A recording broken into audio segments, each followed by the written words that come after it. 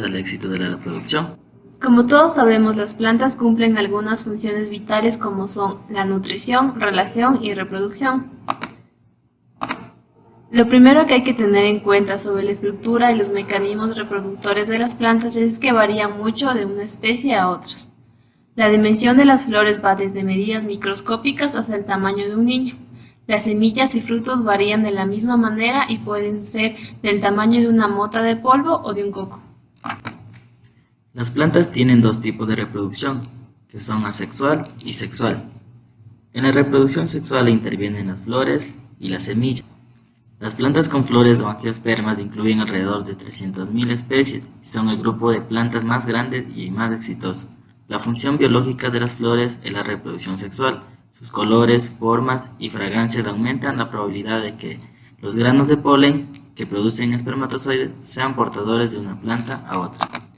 La reproducción sexual en las plantas incluye meiosis y la función de células reproductoras, ovocito y espermatozoide, llamados de manera colectiva gametos. La unión de gametos llamado fecundación ocurre dentro del ovario de la flor. La meiosis es una clase de división celular que reduce el número de cromosomas a la mitad. La fertilización es la función de células haploides denominadas gametos. Uno de los aspectos principales de la reproducción sexual es que la meiosis y la fertilización dan lugar a un embrión genéticamente diferente a sus progenitores. Cuando dos gametos se fusionan durante la fecundación, comienza la porción diploide del ciclo de vida, llamada generación esporfita. La generación esporfita produce esporas haploides mediante meiosis. Cada espora tiene la potencial de producir una planta gametofita y el ciclo continúa. La flor.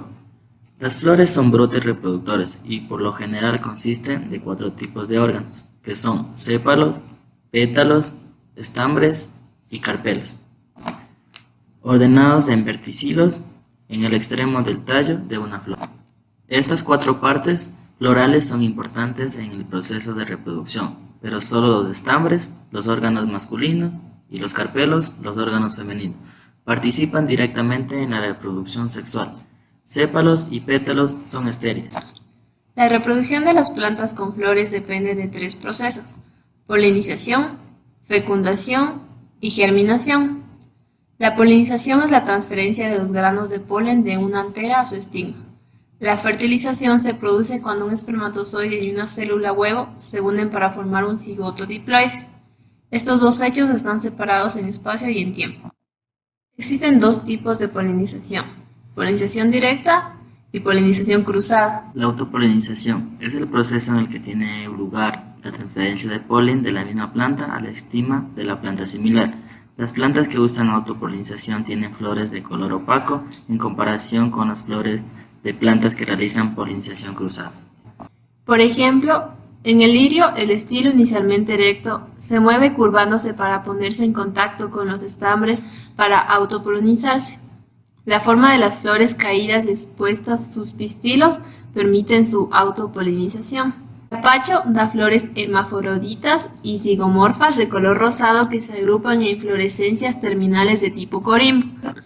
Esta forma permite la autofertilización.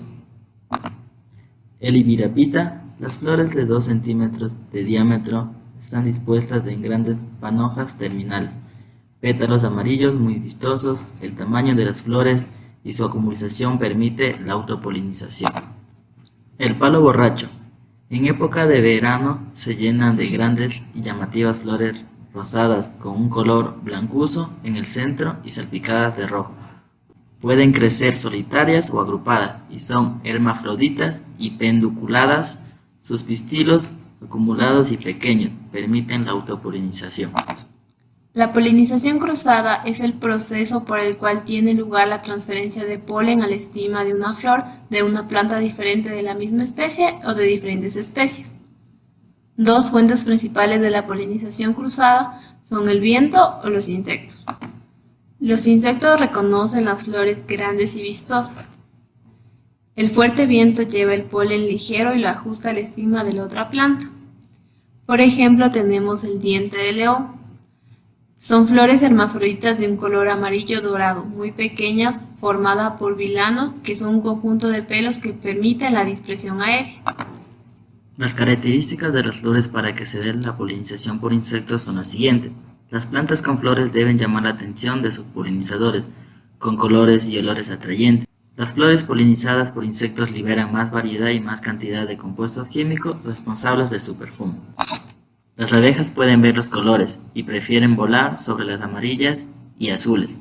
Por ejemplo, el girasol, el almendro y los melones son algunos de los muchos ejemplos de especies que necesitan de la polinización cruzada para poder reproducirse. Algunos tipos de polinizadores son las abejas, mariquitas, mariposas, colibríes y murciélagos.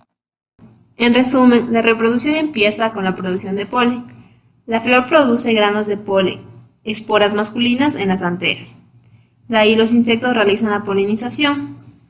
Los insectos transportan el polen hasta el gineceo de otra flor. Como tercer paso se tiene la fecundación del óvulo. El grano del polen da lugar al tubo polinítico, que contiene el gameto masculino.